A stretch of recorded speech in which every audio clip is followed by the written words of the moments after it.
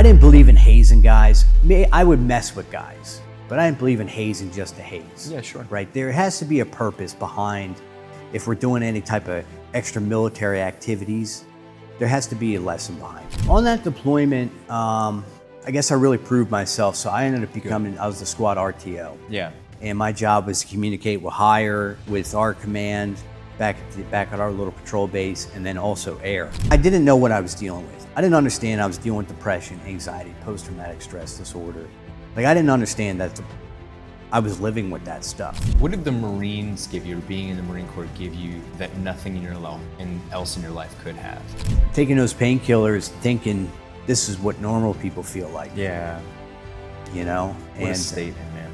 I don't know if it was so much that I had become so lost, where I felt like I was the example of how not to live your life. One of the people I admire very much on like the social media is Alex Ramosi. And one of the things he talks about is wherever you point your finger is where the power goes, right?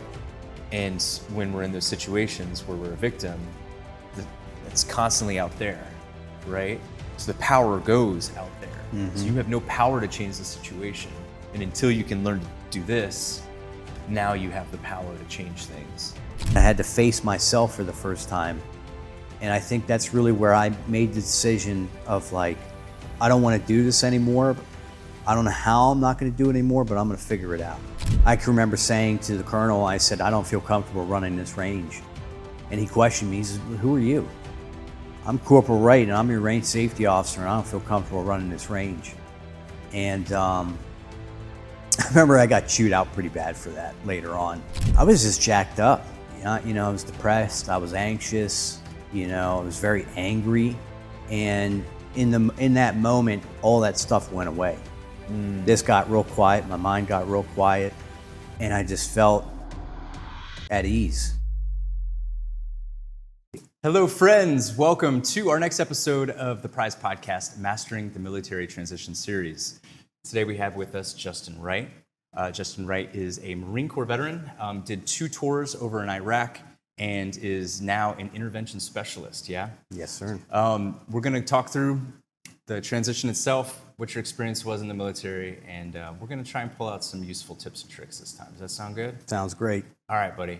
Hey, you did how many years in the Marine Corps? So I did four years active. 4 years in the Marine Corps. So, okay, so single term, enlisted. Yep. Yeah, infantry guy. Yep, and 0311. Yeah, 0311, baby, there it is. What was your time like while you were in the Marine Corps? Yeah, so do we want to start from boot camp?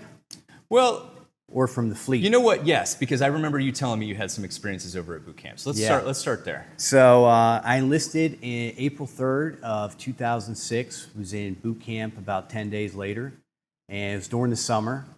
And I can remember kind of flew under the radar. Wasn't standing out for the good or the bad, but I'll say things changed when me and this other guy, we were the house mouses. So we were the smaller guys. Yeah. So we had to square everything away in the lockers and things like that. And I can remember we stayed behind one day to square everything away, and I thought it would be a good idea to do an impersonation of a drill instructor. And he sounded like Arnold Schwarzenegger. Yeah. So I'm in there doing this impersonation and not knowing there was a grate in the floor that goes right outside where all the drill instructors would go smoke and talk and things like that. And there was a drill instructor out there, and he heard me. And he came in. I remember he banged our heads together. Oof. And he said, "Stand by." So I remember everyone comes back. We're sitting on our foot lockers, and I'm looking at the guy, and I'm like, "We gotta tell on ourselves. We have to." So I remember going up to the hatch, banging 3 times. Recruit Wright requests permission to speak to senior drill instructor, sir. And they're like, "Go away." So what ended up happening was the next day, our senior drill instructor, probably one of the tallest guys I've ever seen in my life, comes up to me and he says, "You got anything to tell me?" And I said, "No." And he said, "Roger that." So integrity violation. Violation. Yep. So from that point on, my experience changed. The drill instructors really liked me then. I remember running. I bet. I remember running the Crucible with my M16A2 completely torn apart, running obstacle courses, holding the bolt carrier in the upper receiver and the lower receiver, juggling it with the charging handle. Finally, I think, they kind of backed off. And this is real funny. I remember graduation day, family's there and everything like that. So I go up to the senior to go shake his hand. And I step on his core frames. Yeah, man. He just says, "Get away from me." Yep. And that was pretty much my boot camp experience. Okay, and what I'm just curious, like as you're going to the fleet, what's going on up here at that time? So I came home for I think 10 days, and then I had to report back to Camp Geiger for School of Infantry, and I can't remember how long that was. I want to say it was like 3-4 months maybe. Oh, wow, that's a long time. Yeah, I want to say it was about that long. I could be wrong, but so we get there, and it's right from the gate, we're training again. And this is it gets a little deeper into, infantry tactics, handling weapons. You're doing a lot of live fire. We're doing some mount training. Sure. And, things like that, getting you prepared for, the next phase, getting to the fleet. So going through that, and another funny story is I remember the last week I was in School of Infantry, a couple guys were going to recon battalion, and they were going to go to Virginia. Well, Virginia's out of bounds. You're not supposed to go to Virginia. But they would give you a battle buddy, and you had to spend the weekend with your battle buddy. Liked them or not, you had to be with them. Yeah. Well, I tell my battle buddy, and I said, "Hey, I'm going to Virginia. I need you to, keep a low profile." Well, he did the exact opposite of that, and he ended up getting arrested for being under the influence of meth and, had a complete freak out. Meth. Yeah, wow. And I remember coming back, and they were like, "You left your battle buddy." So I ended up getting a page 11 for that. Yeah. So we're all on the right foot here. Yeah. Just right From the get-go. From the gate, we're snowballing. We're not doing too good. So after that, I get to the fleet, and they're all training. They're out doing some type of exercise, and pretty much everyone left behind is either on medical or a short timer. And I can remember people were stealing stuff out of the barracks, so they wanted a roving watch on all the catwalks. Sure. So me being the new guy, I'm roving a catwalk, and I come across a barracks room with the door open. So I just look in. I see two guys in civvies, don't know who they are. Never met them before in my life. And I kind of keep it moving, and hey, come here. So I come back, and I'm like, "Yes." He's like, "How about yes, Lance Corporal?" And I'm like, "Oh, okay, time to go to parade rest." So I'm a private at this point. Yeah. And so I go to parade rest, and he's like, "Who's your squad leader?" And I'm like, "I don't know. I've never met him before." Yeah. He says, "Good, I'll let him know you don't know who he is." I'm like, "This is great." This is great. So they come back, I think about a week later, and my cell phone rings. It's a number I don't know. And says, "I hear you don't know who I am. I want you to meet me at the armory right now, and don't walk." So I hightail it to the armory, and I'm like, I don't know who I'm looking for. So eventually he comes out of the crowd. They're all cleaning weapons. And he says, "You don't know who I am?" And I'm like, "No, Corporal, I've never met you before in my life." He says, "Good." He's like, "I'm busy, so I'm going to give you to Corporal Brown." So Corporal Brown was from Boston, and he loved chewing. He always had a big lip in him. Yeah. And so he gives me to Corporal Brown. Corporal Brown says, "I'm short, so I'm not going to mess you up, but I want you to write your chain of command from your team leader to the President of the United States." And he says, "Don't miss any, because I'll know." So I proceed to do this. Yeah. And it's a lot of people. Yeah. And I'm doing my research. This is before internet's a super big thing. It's hard to find information. And I come up with this great idea. So I go back to Corporal Brown and I said, can I type it? He said, sure. So I proceed to type out all these names, right? We're talking over 100 people. Right.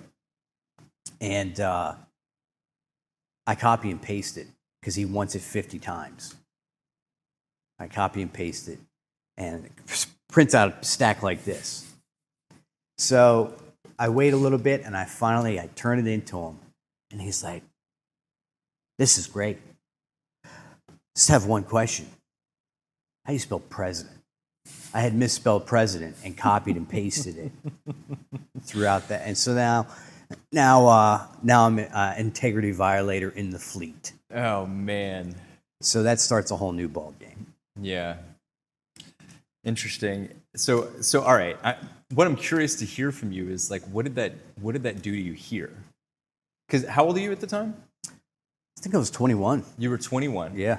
Okay. You've had very little life experience at this time, and you have fucked up at boot camp, at ROI or SOI. SOI. Yep. Yeah, and now in the fleet. Mm-hmm. Like what's going through your head at that time? I think at that point, man, I was like, dude, when does this end? Yeah. Like, I just felt like I had a streak of bad luck going on. And it's very demoralizing, we'll say, in the moment. Sure. You know what I mean? But I'm like, I'm going to figure a way to like get through this stuff. Okay, beautiful. You know what I mean? I'm going to try to amend this some way. Yeah, okay. And then, so when do you leave for your first deployment? So we leave for our first deployment about 6 months later. So we get to Kuwait, and we flew in commercial jets over to Kuwait. And then from Kuwait, I want to say we took a C-130 into Al Asad Air Base. And this was an interesting experience. First time experiencing a combat landing. So we're cruising. And next thing you know, the C-130's no dive. Yeah. And the G's were so intense, like things almost started to pick up a little bit. Yeah. Like they were going to float. And I thought we were crashing. I didn't know what was going on. There was no announcement, like nothing. Like, hey, prepare for dive or anything like that. And so we get to Al Asad, and then from Al Asad, we jumped on CH-53s, and we flew to a little patrol base. I can't remember what it was called, though. And from there, we got into vehicles. I remember we got in back of a 7-ton, up-armored 7-ton. And we waited till nighttime, and we pushed out to our position. And we were in AR Rupa, it was called, kind of a small city. And we were kind of split into AO with Alpha Company. We were Bravo Company. But right before we had pushed out from Al Asad, they say, hey, we need to make a 4th platoon of Marines. So what they started doing was cherry picking from different squads and platoons and things like that. And then they took some guys from weapons platoon and they put us all together. Now, granted, a lot of us didn't know each other. A lot of us didn't train together. So there was like this, how's this going to work? They called us the Bravo Bastards because nobody wanted us. Yeah. So we ended up pushing out. And I can remember my first 5 minutes at our patrol base. They were like, hey, you're going over there to that post. So I go to this post, and there's like a Mark 19 up there. It's the middle of the night. There's a Marine sitting up there, and he's just like, good luck. And he leaves. He don't tell me nothing. He says, hey, this is your field of fire. This is what's out here. Or this is what you got to look out for. Nothing. So I ended up doing that night. And I can remember what really stood out to me, really opened my eyes up to this country, was I remember I see this little dog running, and a whole pack of dogs are chasing him. They're trying to eat him. Yeah. I'm like, okay, we're in it. We're in it here. This is different over here. Yeah, a little bit. Okay, and what was that first deployment like? So the first deployment, so we were pretty aggressive. So we had a couple different responsibilities. So we were running a vehicle checkpoint, and then in between that, you're doing guard duty or post. Yeah. And then we're doing foot patrols. And then sometimes we get tasked with a operation to go do, so we do like cordons, hard hits and things like that on houses. We would get intel that, they were bomb makers, they were affiliated with insurgents somehow. Right. And we would go in these houses and we basically would raid the house.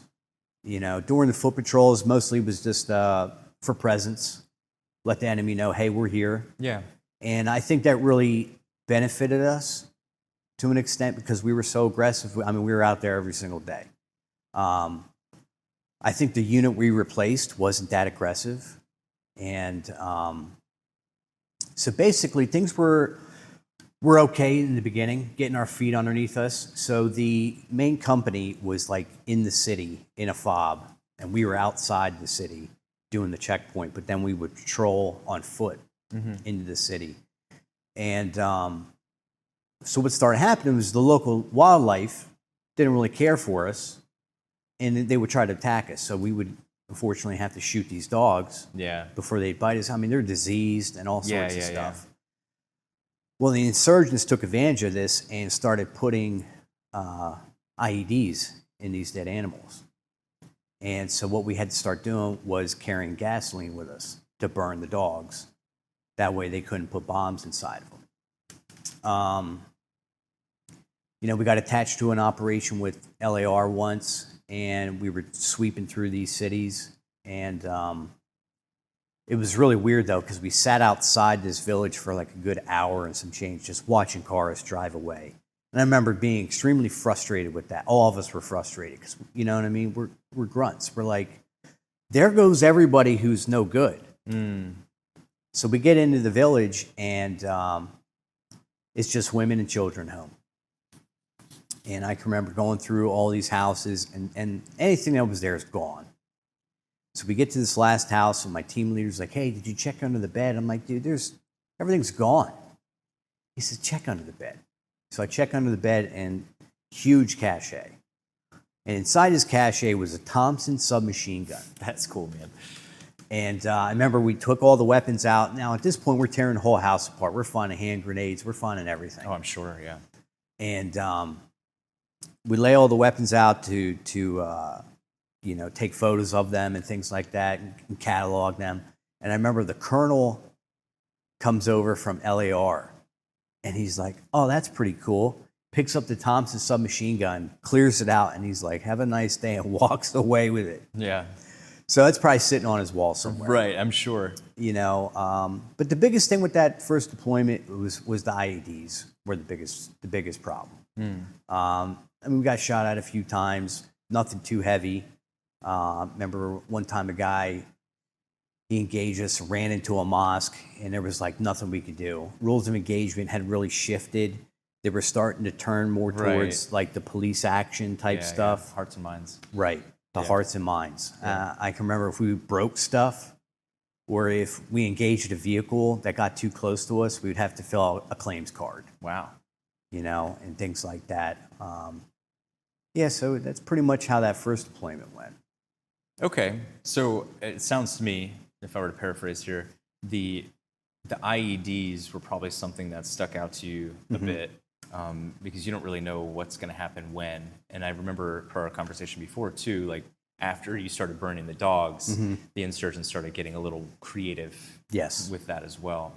So when you got back from the deployment then at that point, like how did things shape up? I mean, were you a little more on good graces of some people? Like, how did things start to change? Yeah, so on that deployment, I guess I really proved myself. So I ended up becoming, I was the squad RTO. Yeah. And my job was to communicate with higher, with our command, back at our little patrol base, and then also air. So we always had Cobras on station. Oh, cool. Which was nice. And, I just thrived in that environment, you know what I mean? Like, especially when bad things happened, I kept my wits about me, and I guess I showed some leadership capabilities through that. So, it was funny, our squad leader, great guy, he was a sergeant, and he came from 8th and I, and a lot of people didn't have faith in him. Okay, yeah. Because he didn't come from the grunt world. Right. But he did a stellar job, and he must have seen something in me, because when I came back, they were planning on keeping that 4th platoon, believe it or not, and they wanted me to be a squad leader. Oh, cool! Wow. Yeah, Okay. and at this point, I think I'm a lance corporal, or I had just picked up lance corporal at this point, and which was like unheard of. Yeah. Unheard of. Well, they ended up, after a couple months, deciding all right, we're going to send everyone back to where they came from. Okay. So I went back to 1st platoon, and they wanted me to be a team leader. So I ended up becoming the 1st team leader. So that's like the second to the squad leader. Right. And started doing the workup again. We got a bunch of new guys. And in the midst of that, though, we got a bunch of guys from security forces. I want to say 8th and I. I'm not sure where we got a drop from somewhere else also, but a lot of these guys had a different cutting score to get promoted. Okay. Yeah. So I remember this guy. He was brand new. He came from security forces, and he was like a real goofball. And I didn't believe in hazing guys. I would mess with guys, but I didn't believe in hazing just to haze. Yeah, sure. Right? There has to be a purpose behind, if we're doing any type of extra military activities, there has to be a lesson behind it. Mm-hmm. But I had this guy take my trash out in the morning one day. And that afternoon, he gets promoted to corporal. And oh, no. He ends up becoming our temporary squad leader, because our squad leader was away at sergeant's course. Yeah. At squad leader's course. And granted, he didn't give me no flack or nothing like that. But a lot of these guys were starting to get promoted. So what was happening was now that guys who maybe didn't have combat experience or deployments were now becoming the leadership, which concerned a lot of people. Yeah, for sure. Granted, it worked out in our previous deployment, but a lot of people were butthurt, which I get it. So squad leader comes back. We're doing the workup. I'm training my guys. We're not 100% sure where we're going in Iraq yet, but we're going back. So this time we get in the country. It's like night and day now. IEDs are still an issue. People are still getting killed. So it's business. But basically our job now was to train with Iraqi police to kind of get them squared away so they can kind of do their job. And so we did that for about 3 months, and then we pushed from the whole way from Habbaniyah, which is not too far from Fallujah. We pushed the whole way north. We drove to the Syrian border. And pretty much our job is trying to find bad guys, find weapons, stop people from coming across that probably don't belong in the country, because a lot of foreign fighters were still coming in through Syria and things like that. IEDs were still a big issue, still a big problem. And we were expeditionary this time. So we're sleeping in ranger graves in the middle of the desert.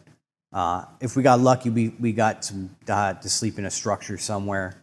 But for the most part, we were outside on that deployment. And okay, so it sounds like that deployment was kind of, I don't know, not dynamic. Would that be not fair? as much? Not as much. No. Okay. No. So at that point, are you nearing the end of your 4 years?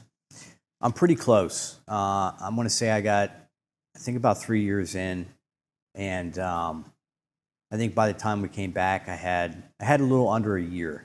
I think. Okay. A little under. So talk to me about that. Like, who were you at that point?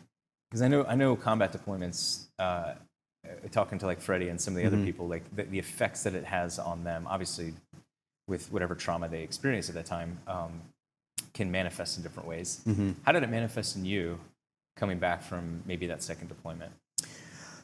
So I remember, coming back from those deployments, they'd always do a post and a pre-deployment assessment on your mental well-being and things like that. And you're always encouraged to lie. Yeah, I'm familiar. Yeah. And also too, I didn't have a lot of emotional intelligence at that point in time. I was very angry, very distorted belief system, very negative, which on a certain level suits you well in that environment. Sure. Because it kind of keeps you frosty, keeps you motivated. And I think what really my downfall was, where it started, is I no longer had responsibility, because I had decided, you know what, I don't know if I really believe in this anymore. I think I'm going to get out. And when I finally made that decision, when I got short enough, when I had about 6 months left, my only job was to play Op 4 for the squads, play the bad guys, do some, hip pocket classes and things like that, show up to formation. And then it slowly dwindled down to the point where, like, I just had to show up to formation. And that's when the drinking started. I really got a case of the efforts, and I was very disgruntled, I think, at that point in time. And I didn't know what I was dealing with. I didn't understand I was dealing with depression, anxiety, post-traumatic stress disorder.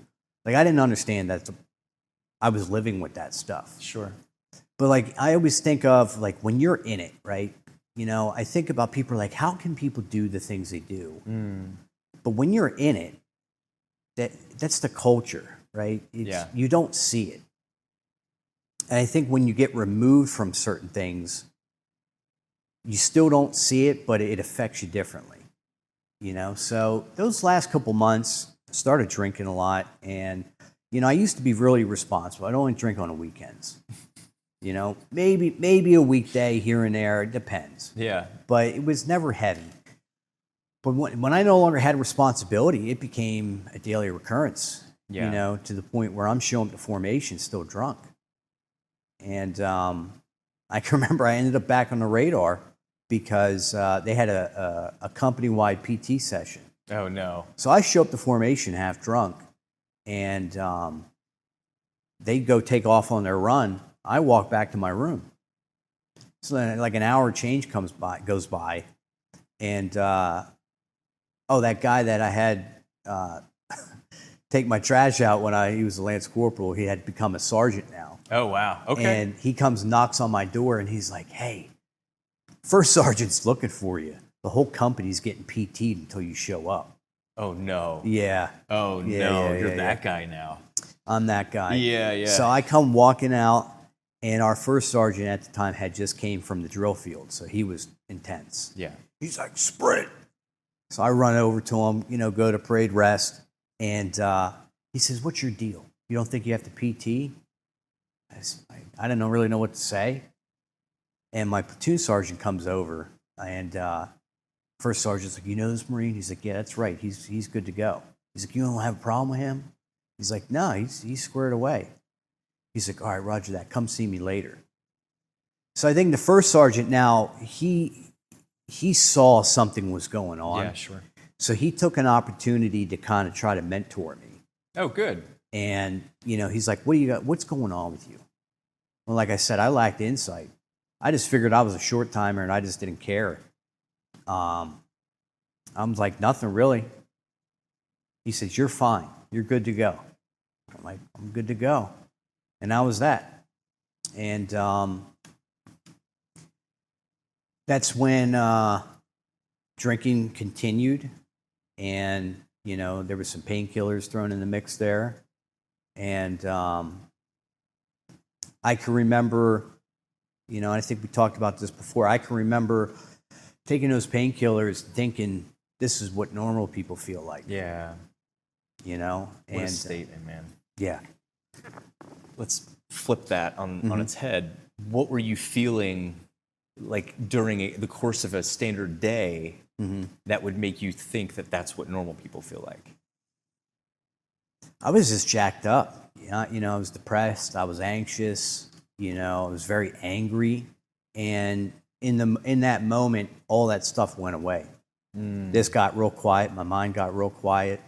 And I just felt at ease, for the first time in a long time.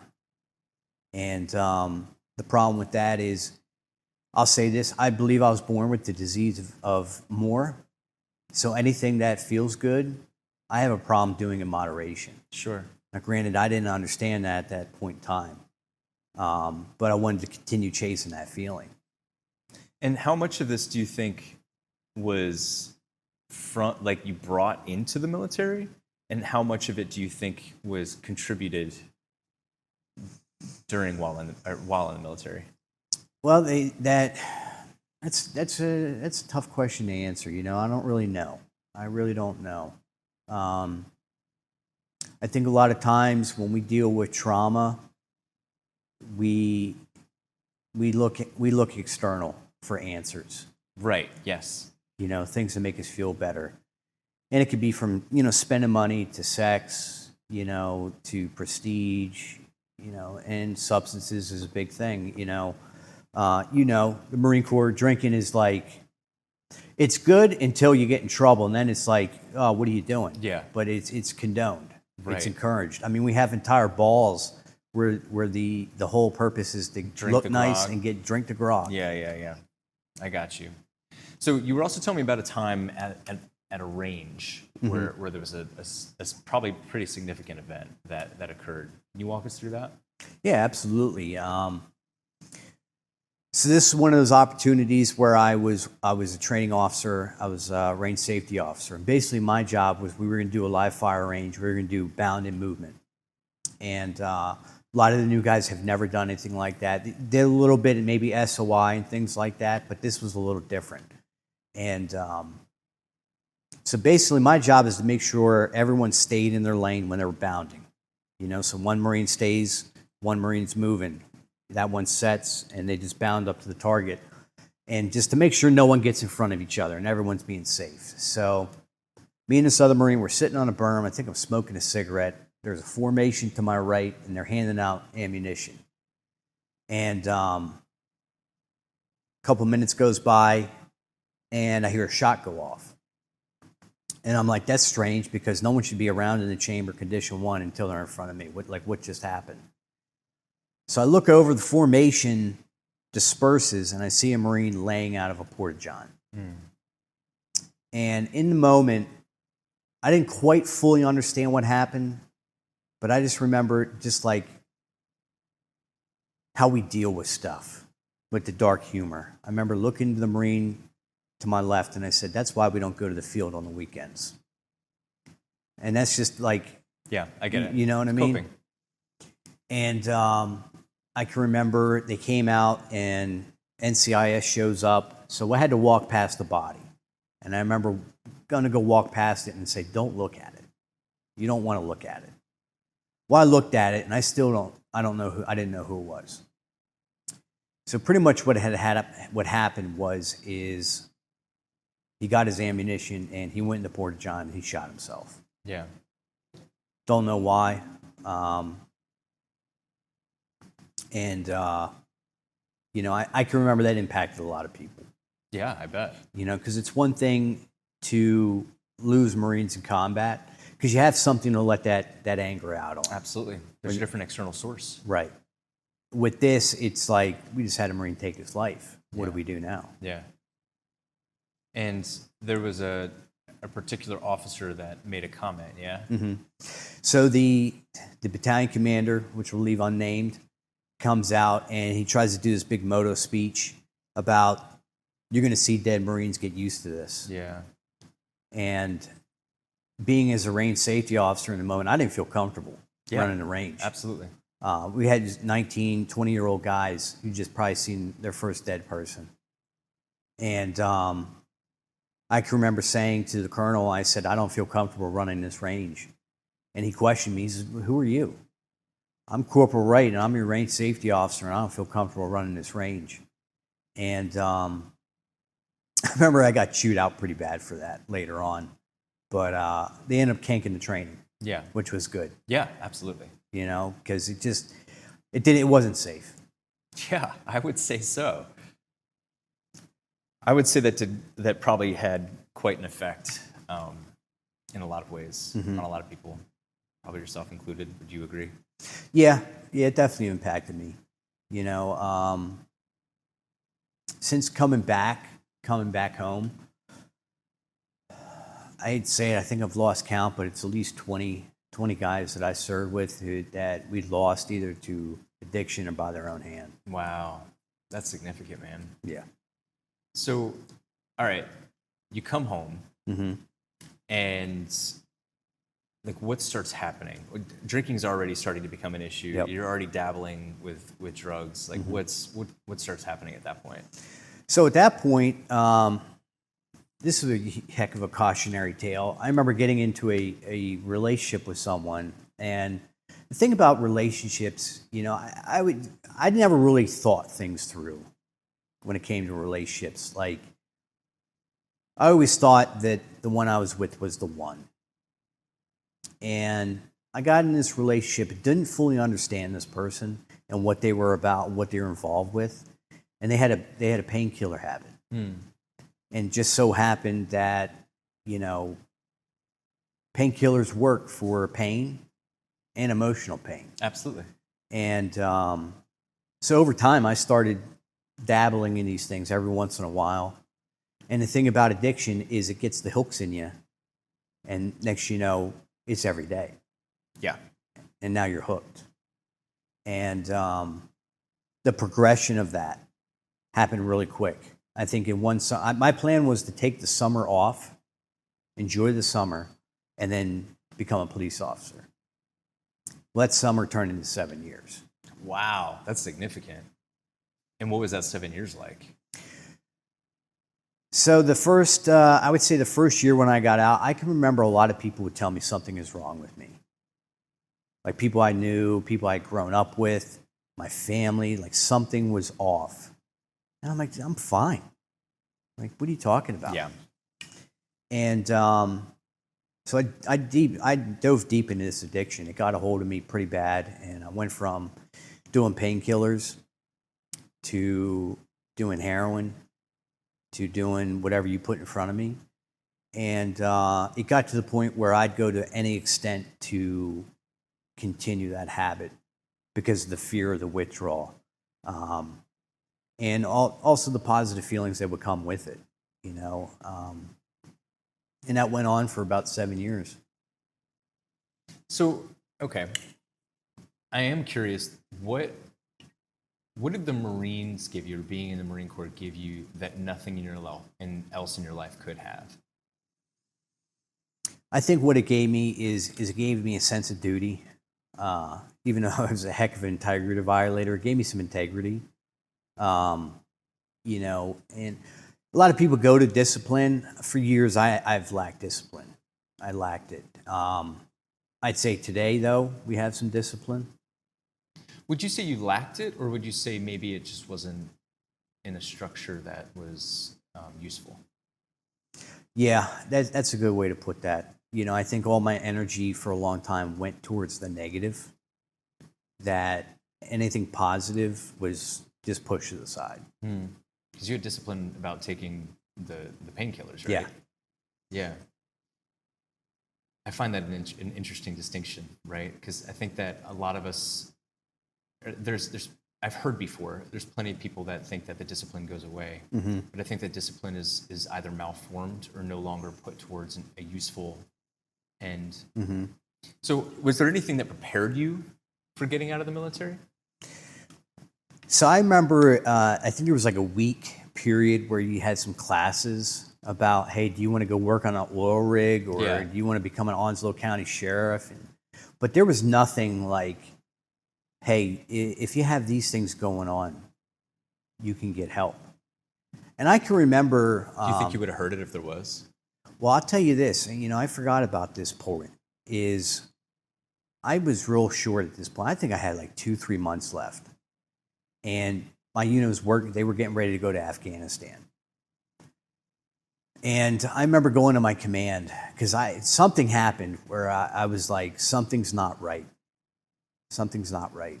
And I think a lot of it was when I would drink, I would black out, I would do really crazy stuff. And it got to the point where I noticed people around me were kind of cautious. They didn't want to go out with me no more. Oh, really? They didn't, you know what I mean? They're like, when Wright drinks, it's bad. Don't hang out with him. And I remember going to my command and saying, hey, I don't think I feel like something doesn't feel right. I'm kind of concerned of going home the way I feel. And I can remember being in front of the gunnery sergeant, and he says, "What are you claiming?" I was like, I don't understand what you mean, Gunny. He says, "You're going to make a VA claim, right?" I was like, I don't know what that is. I just know I don't want to go home feeling the way I feel. And I remember I would get these appointments to sit down with professionals, but so happened we would have training in the field, and they told me training in the field takes priority. So I can't. Yeah, I completely forgot about that portion of. There was a point where I reached out and my hand was not taken. Yeah. And, do you think that's common? Oh yeah, absolutely, absolutely. Well, it's the culture. It's the alpha male culture. You know, if you go to sick call, you're a bitch. Yeah. You know what I mean? I know what you mean. I know exactly what you mean. You know, things like that. If you ask for help, like there's something wrong with you, there needs to be something. We need to do something with you. We need to get rid of you. Yeah, I got you. What would you maybe say to someone right now who maybe notices a behavior like what you just described in one of their friends? I think the biggest thing you want to do is be honest. Have an honest conversation with them. I find that not everyone's going to be receptive, but when we plant these seeds, right, we plant seeds in people. Yeah, for sure. When we're honest with them. A lot of times people, I feel like,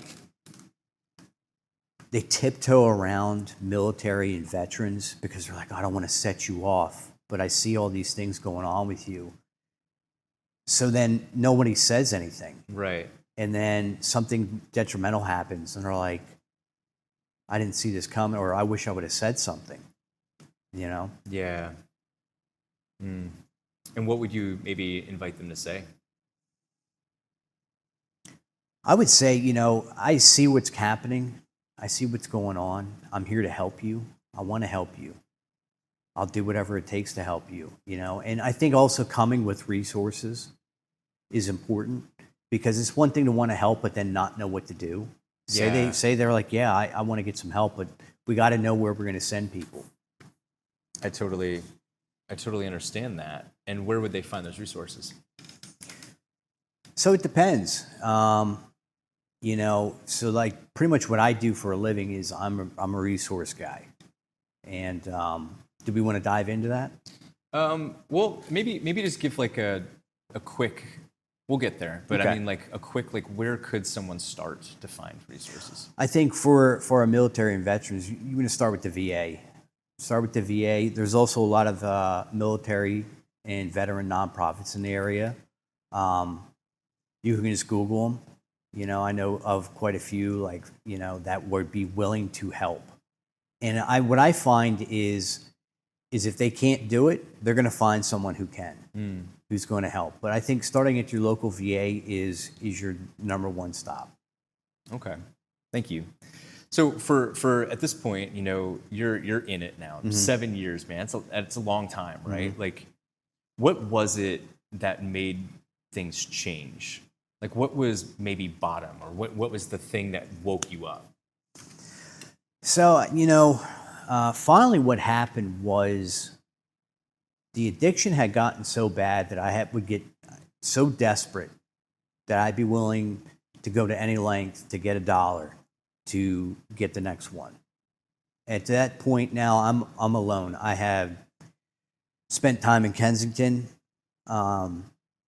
sleeping in a car, homeless, sleeping in laundromats, things like that, homeless shelters. I've been numerous rehabs at the VA, PTSD programs, domiciliaries for homelessness. I had been through all of it.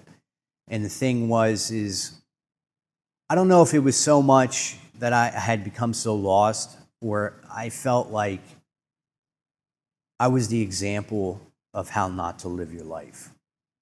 Like, that's how far I had fallen, because I really believed that I no longer had anything positive to give the world, that I was going to be the example of how not to live your life. Yeah. And so finally, for bottom, is I ended up getting in trouble. I got arrested twice in the same day. And I ended up becoming incarcerated for a little bit, and I was offered an opportunity to participate in a veterans court program. And now, mind you, I had lost my license due to a DUI. So the only way for me to get around was public transportation at that point in time, and I had to make a lot of appointments. But I still had not admitted to what I was dealing with. Yeah, sure. I still was really caught up in this victim mentality. Yeah, I got you.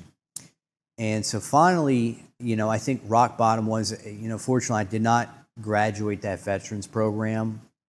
I ended up getting resentenced. And when I ended up getting sentenced to a year in jail.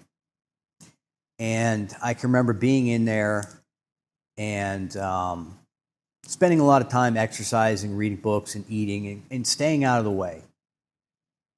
But I can remember this one day specifically. I remember these guys, they found out I was a vet somehow. So they started popping these milk bottles. Not a milk bottle, but the cartons. Milk cartons. And they had seen it was bothering me because it's loud. Yeah. Right? Vet or not vet, like it's going to bother you. And I can remember yelling at them. First I asked them, please don't do that anymore. And then the second time I yelled at them. Well, one of them didn't like that, and we got into an altercation. And I ended up going to the hole for this. And that was the best thing that could have happened to me. Talk to me about that. So in the hole, you have nothing. Yeah. They bring you your food. They let you out, I think, maybe once or twice a week to shower, but you're in there by yourself. And I can remember that was the first time I was free from any type of stimulation, outside, anything that made me feel good. Like I didn't have my books. I didn't have people to conversate with. Didn't have commissary to eat. Nothing to hide. Nothing to hide. Yeah. Right? And I had to face myself for the first time. And I think that's really where I made the decision of like, I don't want to do this anymore. I don't know how I'm not going to do it anymore, but I'm going to figure it out. I'm going to figure this out somehow. And that's where the change started. Wow. I know there's some meditation, or I guess like retreats where they do these dark retreats in like these rooms for 90 days. And I've heard some amazing things. And I've also heard of people maybe losing their faculties going into the hole as well. It's interesting that it had an opposite effect on you. How did you first approach yourself in that situation? Like after that? No, during. During it? Yeah. Believe it or not, that's for me, where it really started is I really started to communicate with something. Yeah. Greater than myself. Okay. Because I had to talk to somebody. Yeah. And I can remember really thinking about a lot of the things that I had done, things I had put my family through, my friends. One thing I didn't really talk about initially is when I was deep in it, in the addiction, I hit a lot of guys up I served with for money. With intentions to pay it back with no means. Right. And a lot of those guys, they caught on to what was going on, and they obviously didn't support that, which is one, totally understand that, but a lot of them turned their back on me. Sure. Because of it. Yeah. And a lot of shame attached to that.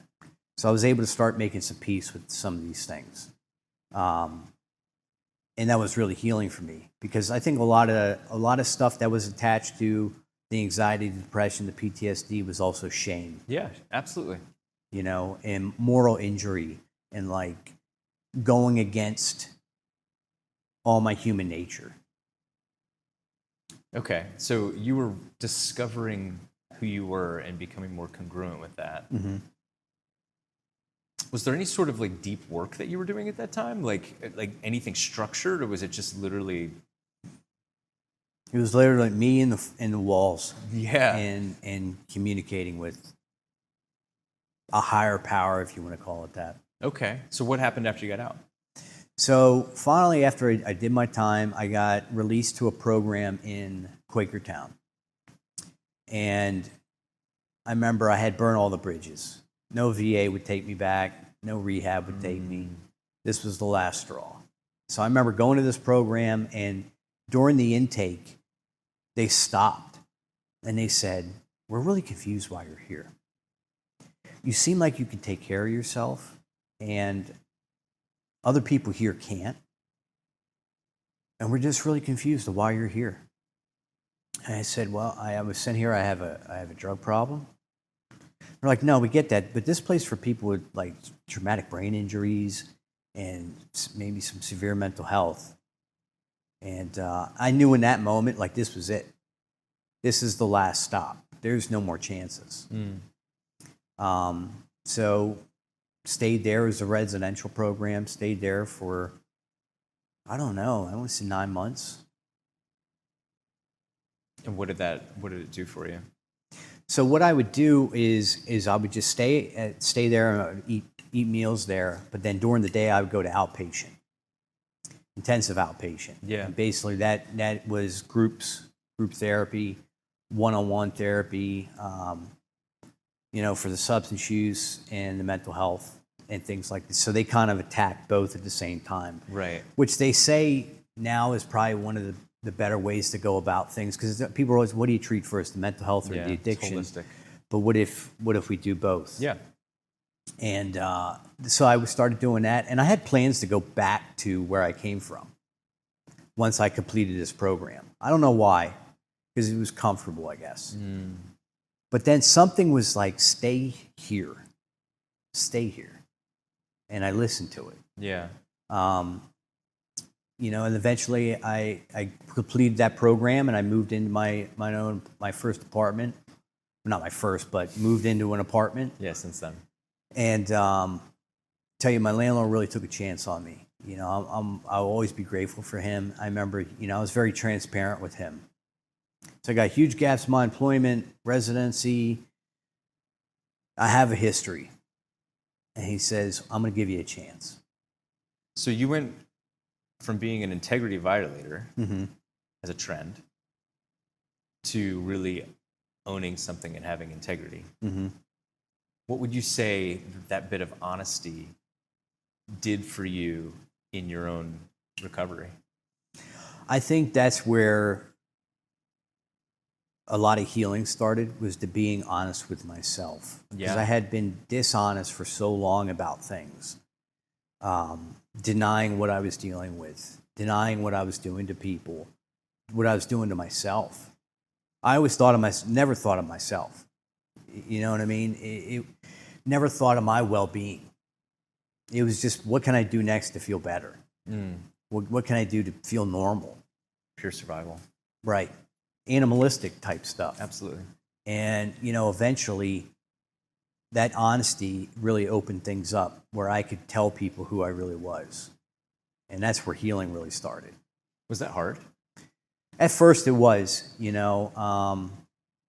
I'll say that I started going to a program after I moved into that apartment, and it was full of a lot of people. I remember sometimes there'd be like 60, 70 people in a room, and I'm like, I don't know about this.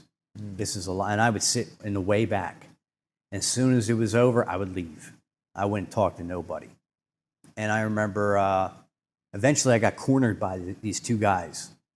And I'm grateful for them too, right? There's a lot of people in the journey that played a part. Absolutely. In me getting to where I am today. Yeah. They cornered me, and they wanted to know about me. They were asking me questions about myself that no one had ever asked me before. Because you come from the world of the military, no one's asking, "Hey, how you feel today?" Right. Yeah, no. World of addiction, no one's asking how you're doing. They're asking, "Hey, when can we get the next one?" Or, "Hey, how can we get a come up to get some more?" It was the first time anyone asked me, "Tell me about yourself." And so I started to open up a little bit. What would you maybe suggest to someone in that situation? Someone who is avoidant of reality and is so deep in trying to cover up pain and shame that maybe they're in a similar situation where they don't even want to get out of the house. Like, what would you say to that person? You got to find the motivation. See, the big thing is you got to have enough. You got to be sick and tired of it. And there has to be some type of consequence. So you do think that people need to hit like that rock bottom? In my experience, what I see a lot of times, not everyone needs to. Yeah. Sometimes it takes someone who's been there or who's willing to be there to be like, hey, I understand what you're going through. I want to help you. I want to help you. Do you want to help yourself? Yeah. Because there's a lot of, I say this a lot. I'm really interested in people who want help. Right. Not that people that need help are not important and I'm not interested in them, but there's a difference. Yeah. People who want help are willing to walk. People who need help sometimes aren't willing to walk. You have to be a part of your own rescue. Exactly. Okay. So, all right. So what, like, how did the arc go now? Like, how did you now get onto the path where now you're an intervention specialist and you're now helping others and you're, a thriving individual? So it started with those two guys, and which then led me to my first mentor. And, it was funny. I used to have these barriers up with people. Yeah. First, it was, if you weren't in the military, you can't help me. But say you were in the military, but you were in the Marine Corps, you can't help me. Yeah. Oh, you were in the Marine Corps, but you didn't see nothing, you can't help me. Oh, you saw some stuff, but you didn't come from where I came. Like all these barriers. Then what Ben calls that chronic uniqueness, right? Yeah. Yes. Got it. Yes. So what I had to start doing was letting that go. I had become so beat down that I was willing to do whatever it took. So all those barriers melted away. And so my mentor, he really helped me to start to see myself for who I really am and what recovery is really about. So one thing he taught me is love wins over everything. Yeah. And that also, on the same hand, recovery doesn't equal pleasure. So I used to think, well, I'm not using drugs and alcohol anymore. I'm not committing crimes. I'm not hurting people. Life should be perfect. And he taught me, no, life isn't going to be perfect. Yeah. It's what we do with it. Yeah. How do we go through those things? And taught me a lot. He really taught me a lot. And turns out he was a Marine. When I asked him to kind of help me, I didn't know he was a Marine. And so we had that kind of in common. And we would go on trips together, things like that. We'd spend time on, I'd call him every single day on the phone. I don't think I've ever talked to a man that much before in my life. Yeah. And he really had helped me to see that also I'm still not a victim, that I played a part in majority of the bad stuff that happened in my life. Absolutely. That I'm not what my mind thinks I am. I'm not as bad or I'm not as good as I think I am. And that there's a balance for those things. So, he really helped guide me to start to become the man that I was always supposed to be. And that's the thing with addiction and mental health. It robs us of ourselves. So yeah, absolutely. So what ended up happening is he ended up getting diagnosed with cancer, and he got really sick. And the thing about him is he didn't change, which sent a message to everyone around him. I couldn't tell you anyone that didn't like this guy. And up until the day he went home, as he called it, I remember sitting on his porch one day, and he says, "Hey, I'm gonna miss you, but I'm ready to go." The big thing is you have to be okay with that. You have to find a way to be okay with that. And so he ended up passing away, and so I had to find another mentor. And kind of go through that process. But in the midst of all that, I had started working, which I hadn't worked in a while. And my job was to help people as they came into this little drop-in recovery center and help connect them to resources or, have conversations with them. And I remember, some guys from Victory House, they'd bring some veterans up to just kind of connect and things like that. And that's where it all kind of started. And then I became a certified recovery specialist and started working one-on-one with people as peer support. Yeah. And, that was a new experience right there because you meet a lot of different people in different phases in their life. Sure. And trying to help them. People say your job has to be rewarding, and it's not why I do it, right? I do it because I feel like it's the right thing to do. Like, people gave me some stuff, gave me some knowledge. I have gained some knowledge. I have not only an opportunity but an obligation to give it back. I love that, and I think so. It sounds like to me like one of the gifts that your mentor gave you was the gift of responsibility.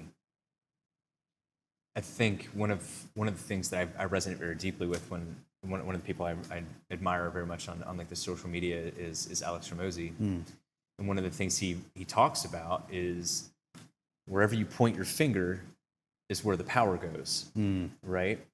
And when we're in those situations where we're a victim, it's constantly out there, right? So the power goes out there. So you have no power to change the situation. And until you can learn to do this, now you have the power to change things. And it sounds to me, would you agree that that's like the gift that he gave you? Absolutely. Absolutely. To see ourselves for who we truly are, right? Not what we think the world thinks we should be, right? Because I used to think the world thought I should be a certain way. And I was never able to be my true self. Well, like one thing about me is I'm naturally intrusive. This is who I am. And I've made peace with that. Intrusive? Yeah. Like I'm very, I like my solitude. You know what I mean? And there's a difference between the solitude and the isolation, right? Try not to isolate. Yeah, absolutely. The isolation is no good, but I like my solitude. It's funny, so we went to the downtown police ball this past weekend. Me and my wife, we stayed for about 2 hours, and we're like, time to go home. Yeah. Because we don't drink, you know what I mean? It was nice seeing some people show support, things Absolutely. like that, but,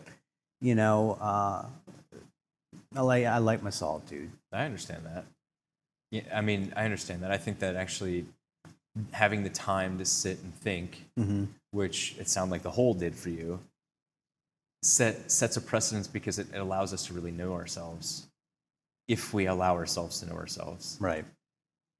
So if you, what are the things now, someone comes to you and they're in desperate need of help? Walk me through that, because you said something interesting that I completely understand and agree with, that if they're not willing to help themselves, there's not a whole lot you can do. But help me, what would you say to someone in that scenario to maybe plant that seed in order to hopefully crack them open to being willing to help themselves? So pretty much, so what I do now is I work with all the police departments in Lehigh County. And, a lot of times law enforcement, first responders, they're meeting people on their worst days. Law enforcement is changing, right? Granted, they still enforce the law. They have to do their job. But when they see someone they engage with who needs help, they kind of ask myself, and there's, how many of us? There's 5 or 6 of us. And, prime example, I sat down with someone the other day, and they were drunk at 9 o'clock in the morning. And they say that, I'm going to this program. I'm going to this program. And I said, the program's not working. It's 9 o'clock in the morning. You're drunk. Let's maybe let's think about these things, right? And I won't ever try to come with judgment. Sure. You know what I mean? I could try to come with understanding. When I find it appropriate, I'll open up and be like, look, I've been there. I know what you're feeling. I know you probably feel hopeless. You know, you probably feel shameful. Or you feel like there's no problem right now. But it's 9 o'clock in the morning, you're drunk. And your average person doesn't do that. And I just want to help you. You know, I'll leave my business card, try to plant the seed with them, let them know, hey, look, no judgment here. I'm open book. When you're ready, you know, I'm going to keep following up with you. I'm going to keep checking on you. But when you're ready, you can call me. You know, and I find there's a little difference between mental health and addiction with the approach. Sometimes mental health, especially severe mental health, schizophrenia, things like that, it takes time. You got to build that rapport. They got to trust you. Absolutely. They got to believe that you're really here to help them. And, you know, even little slight shifts in behavior is a win, you know? And I've had people where I met them a year ago. They call me a year later. I'm ready. And I think just coming from without that judgment, yeah, they're like, all right, I can call this guy. Dude, I totally agree with that. I think that one of the most harmful things that we do as a society are place labels on people. Mm-hmm. You know, like I look at our jail system and our corrections system, right? Someone goes in there labeled as a bad guy. Yep. You know, a bad person. And especially if you're pointing out there and you're looking out there for external validation, right? Who are you? I'm a bad person. I'm a bad guy, right? And you even said yourself, like the world thought of you in a certain way, right? I think that what you're saying here in allowing someone to maybe even define themselves, because I'm not going to put a label on you. I'm not here to judge you. In ways allows them to flourish or blossom because they don't have to fit a mold. Yeah.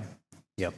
What if you had to go back and talk to 24-year-old Justin Wright getting out of the military and make sure that some things were put in place to help that person, what would that be? I think, you know, coming out of the service, there needs to be some level of, I don't know, examination, something along those lines to get people prepared.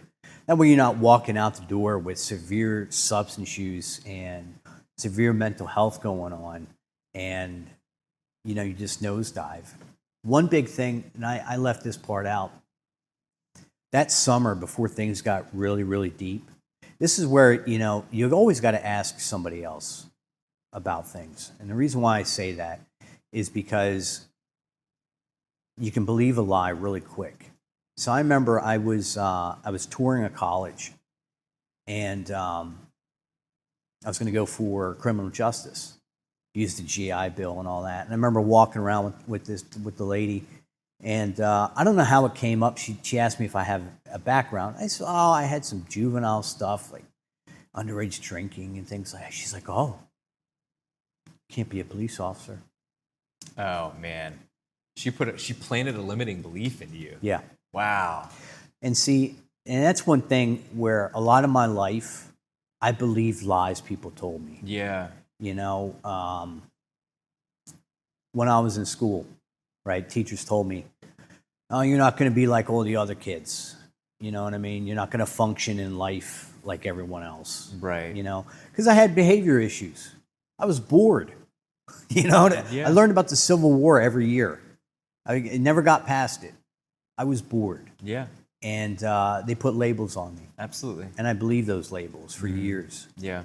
And I believed those lies. And kind of like the book. You ever read the book 4 Agreements? Oh, yeah. You ever read The Fifth Agreement? No. Yeah, there's a new one. Oh, boy. No, but I hear you. It's a fantastic, fantastic book. Mastery of Love, too, is another really good one that he wrote.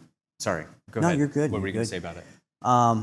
It's pretty much like how, you know, I remember reading that and them talking about how this daughter and this mother were in an argument, and the mother said, she hates when her daughter sings because she sounds horrible, and the daughter took that on and never sang again. Yeah. And I could really identify with that. So now I don't believe those lies and this information that it's coming from. I always ask, don't believe the lie. Yeah, I completely agree. And I think a lot of times too, like from the person who's saying it, it's harmless, or I shouldn't say harmless, it's innocent, right? They're coming from a place because they think they're protecting you, or they think they're telling you a cautionary tale, right? But instead what they're doing are planting seeds in a way that doesn't serve you. Right. So I am curious, and I'd like to help someone maybe if they're in this situation now where they're about to get out of the military and maybe things seem a little bleak or hopeless, or maybe they do have a lie that's been planted in their head. Like, what would you tell that person? They haven't gone down the slope yet, right? But they're about to go down that rabbit hole of getting out and maybe stumbling and falling. How would you help prepare that person? What would you tell them to do? Well, I tell them that we don't have to go that way, that there is help out there. It's okay to see, and this is the thing where, I grew up in the generations of Chuck Norris, John Claude Van Damme, Sylvester Stallone, the tough guys. Yeah. And, the thing with those movies, they never show what probably happens after they experience all these things. And allowing ourselves to be vulnerable, right? Complete opposite of what the alpha world tells us. Suck it up, lift more weights, drink creatine. Right. The thing is that eventually your body's going to break down. Yeah. You're going to hurt yourself. And then what are you going to do? You know what I mean? And it's okay to feel what we feel. I have had to admit that. I have to allow myself to feel things. Absolutely. And that getting help isn't weakness. It's the exact opposite. It's strength. Because it takes courage to be like, hey, I need help. And the thing with helping is you got to help. When someone asks for your help, you got to help them. Because that might be your only opportunity to help them. Yeah. Well, I think you're touching on something too, like identity in ways, right? Because, and we talk a lot about this in our social channels, right? But if you allow something externally to define your identity, it's fragile. You talked about this strong man, like go lift weights, like do whatever. But if your body does break down, who are you now? Who are you now? Heaven forbid you have an accident and now you're paralyzed. Who are you now? Right. Right. It's coming from in here that really counts, right? Like maybe I'm an integrous person. Maybe I'm honest. Maybe I'm loving. Whatever it may be, I think that's the work, is defining that piece, because now it's not as fragile, right? You get into a car accident and now you're paralyzed, you can still be an integrous person. You can still be honest. Right. That's not taken away from you. Yeah, I love it, man. What's your favorite book? My favorite book, might be a little biased, but right now, Struggle Well. Struggle Well it's funny because this is what I mean by everything kind of happens the way it's supposed to happen, right? When we stay in position and just do the right thing, good things will happen. I remember years ago, I met this woman, and she wanted to do something in memory of her brother. And I just was like, what did he like? She's like, he liked reading. And I said, why don't we make a library in his memory? Oh, wow. So we created it. It's called Victor's Corner. And one of the books that got ordered was Struggle Well, Thriving in the Aftermath of Trauma. And this is about 4 or 5 years ago, came across this book. And I remember just really identifying with the post-traumatic growth instead of just like PTSD or PTS or whatever, you know what I mean? Yeah. These labels that you get slapped on you. And I really appreciate the post-traumatic growth portion. So here we are, fast forward a couple years later, and here we are now, part of a movement of post-traumatic growth. Yeah. So I got to say, struggle well. Yeah. You're not the first person to recommend that one. Is there a podcast that's your favorite? Not really. No? No. Yours. Yeah, thanks. That's what everyone says. Beautiful, man. Hey, how can people get a hold of you? That's a good question. I don't know. You don't know? Yeah. Do you want people getting a hold of you? If they want, yeah, they can reach out to me on email. Email's fine. Yeah. Phone number. You're cool with dropping that stuff in okay, all right. I'll put all that stuff in the show notes and everything. Hey man, it's been an absolute pleasure. I do appreciate you being honest and willing to share your story. You know the drill, friends. Please subscribe, like, share it if you think that someone that you know could really benefit from this information. I think Justin here's a wealth of that, and I think we got a beautiful glimpse of that, and I appreciate it. I think the idea here is we really want to get across that, like, you can make it happen. You may be going through a tough time transitioning out of the military, but it's not over. And I think that you illustrate that beautifully. What do we say when I was at the coffee shop? Labels, right? Mm-hmm. In the military, you hear this often, right? Like, you fuck one goat, you're a goat fucker, right? But I don't think that's true. I don't think that's true. I think that sometimes we make mistakes, and I think you made some mistakes, and I think you overcame those mistakes. And you broke through those things. And I want, if there's anything that anyone takes away from that, I think that that's a beautiful tale, that you don't have to continue being that person that you feel like you are. If you have any other comments or anyone think you should be on the show, please drop it below. Any suggestions, feedback would be greatly appreciated. We'll see you.